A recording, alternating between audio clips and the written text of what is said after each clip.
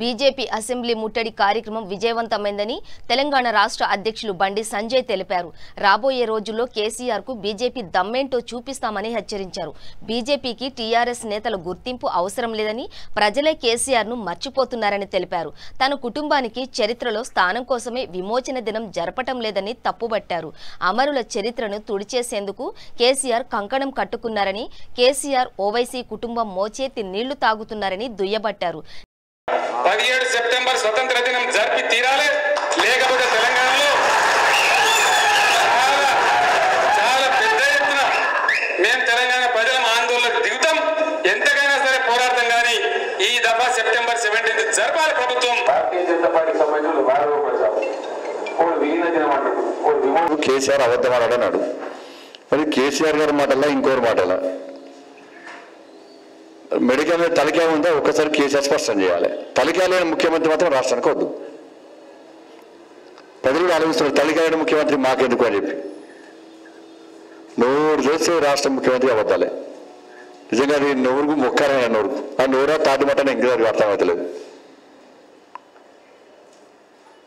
17 సెప్టెంబర్లో అధికారికంగా జరపాలని చెప్పింది ఆయనే. అప్పటి నుంచి ఇప్పటివరకు భారతీయ జనతా పార్టీ ఉద్యమాలు చేస్తూ వస్తున్నది. 1998 నుంచి ఇప్పటివరకు కూడా అనేక సందర్భాల్లో లాఠీ చార్జ్ జరిగింది.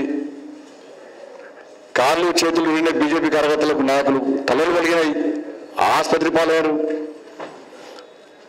అప్పుడు ఇదే రాష్ట్ర ముఖ్యమంత్రి భారతీయ జనతా పార్టీ బ్రహ్మాండంగా ఉద్యమం చేస్తున్నది, అందరం కలిసికట్టే ఇట్నే ఇవ్వాలని చెప్పి ఆ రాష్ట్ర ముఖ్యమంత్రి అన్నాడు.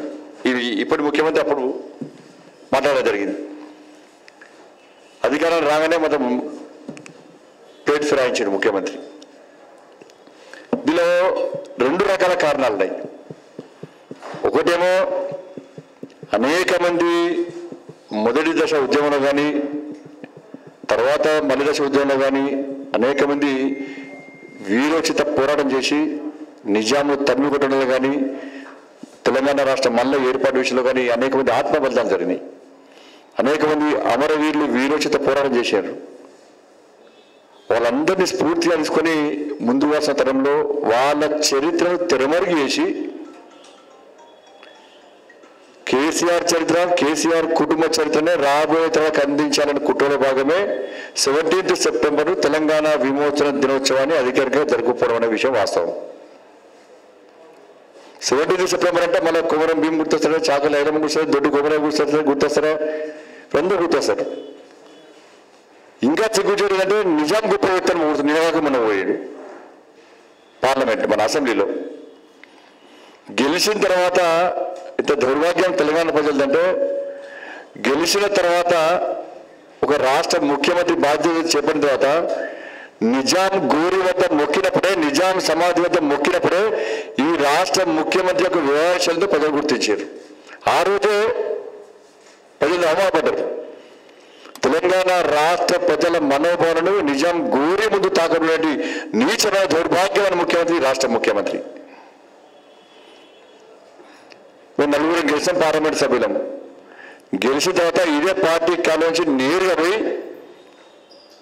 ఇదే నిజాం మెడల్ వంచి తెలంగాణ ఈ ప్రాంతం నుంచి హైదరాబాద్